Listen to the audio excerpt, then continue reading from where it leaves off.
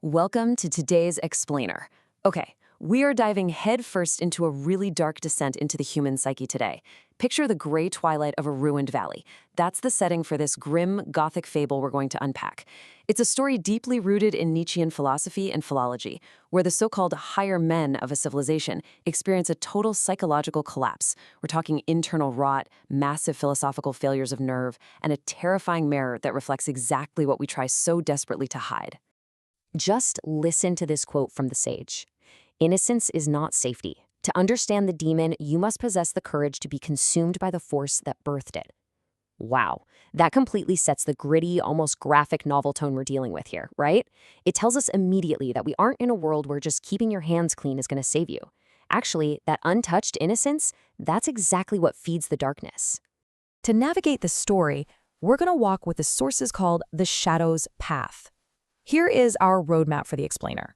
We've got 5 stops: predatory transformation, Lexicon of Ash, internal darkness, gifts forged into weapons, and finally, terror of the abyss.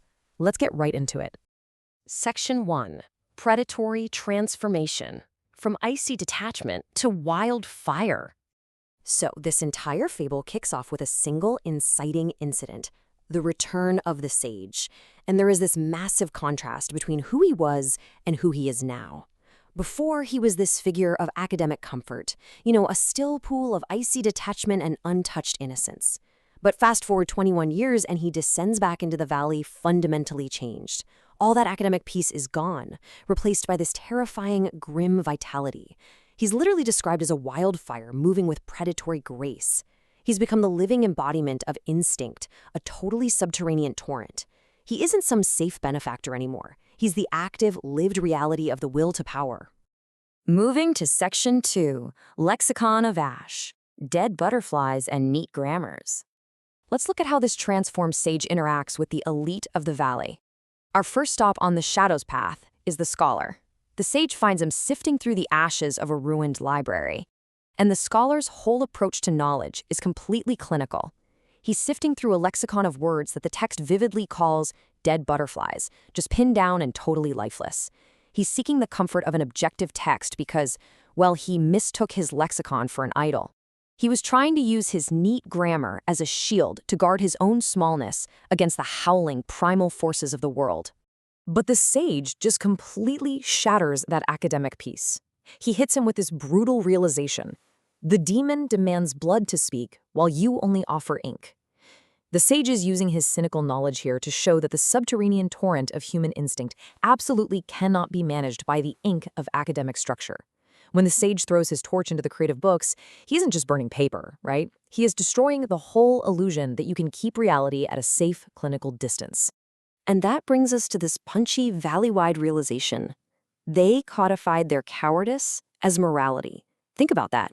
When these higher men were presented with a philosophy meant for actual self-overcoming, they experienced a psychological flinch. They were terrified of the abyss of their own potential. So what do? They labeled their flinching as virtue. The sources call this a bad transvaluation. It's basically a defense mechanism, taking old herd morality and dressing it up in the vocabulary of liberation just to protect their own weakness. All right, Section 3, Internal Darkness, the analyst of the abyss. This internal rot is perfectly embodied by the psychologist, or the analyst. He's another higher man sitting in the ash, and he genuinely believes his clinical lexicon can cure the valley's trauma. He actually tells the sage that the demon is just a projection that can be named and dissolved. But the sage doesn't offer him a comforting couch to lie on. Instead, he offers his own spirit as a living mirror. He forces the analyst to look into the speculum mendax, the lying mirror. Etymologically, looking into a mirror is the root of speculation. So a lying mirror is a double betrayal. It corrupts the image of the truth, and it corrupts the very act of seeking it.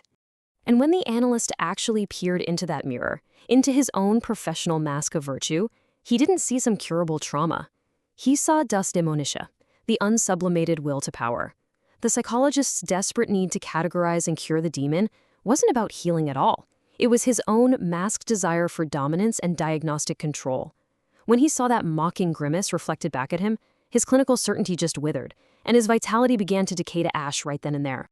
So, as you can see, the sage systematically strips away these masks of virtue using cynical knowledge. The scholar's neat grammar, exposed as an idol of the demon. The philosopher's lofty talk of self-overcoming, revealed as a flinching virtue. And the psychologist's diagnostic control, purely dastimonisha, his own internal rot. By acting as this living mirror, the sage forces every single one of them to confront their true, hidden nature. Section 4, Gifts Forged into Weapons, the Bilingual Fracture.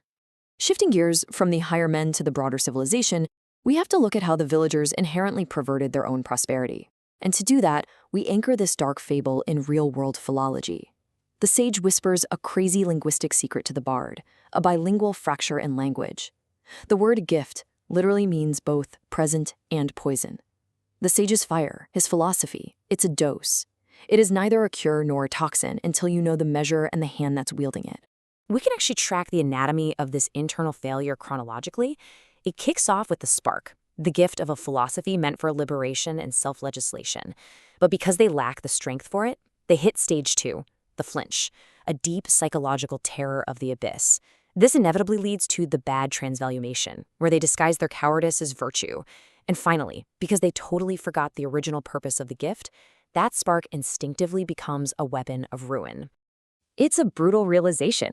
The bard suddenly understands that his songs praising the warmth of hearths were actually praising burning neighbors' crops. This brings us to a really grim, profound conclusion about human nature. We forge weapons faster than plowshares. When a civilization lacks psychological tending, when they lack a founder's guilty eye to manage the darkness, humans will instinctively turn tools of creation into weapons of ruin. The valley's prosperity wasn't destroyed by outsiders. It was completely dismantled by the internal darkness of the people carrying a stolen flame. Which brings us to our final section. Section 5, Terror of the Abyss, Shattering the False Mirrors. Entering this final phase, we have to look at the absolute necessity of shattering these false mirrors. Let's break down the alchemy of the will to power.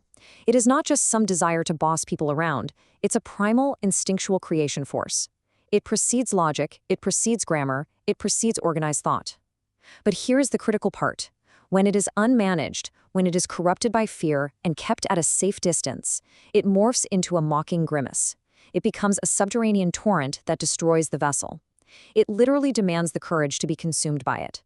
The sage didn't come back to offer the valley a warm hug and comfort. He came back to offer cynical knowledge. He became the very demon they feared in order to force a violent reclamation of the truth.